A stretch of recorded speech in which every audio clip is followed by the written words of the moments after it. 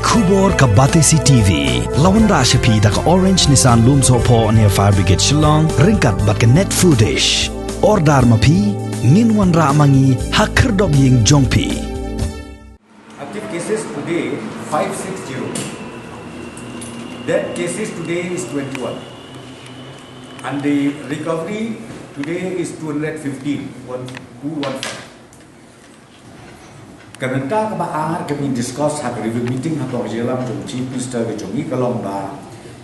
nilai akhir sani bah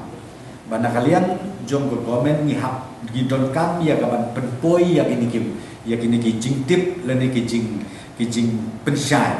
pat ba nilai rai hak away pekui ke senong jom ke jalan begala jongi baraway bana kalian jom ke di IPR nak kalian jom ke department IPR kin sim bat kin kitle ya kani ha ka bagin sedang ya ka kampe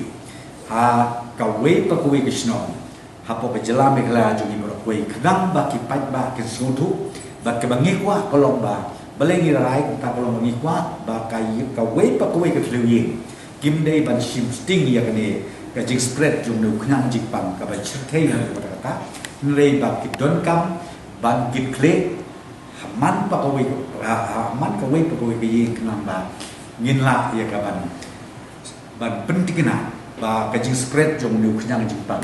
kan nem kata hadu kata kita kideki isu gibi keren bana kami dei bat ka oksigen ru kum mangalakom pian ne kasni kepada bayam ta ka oksigen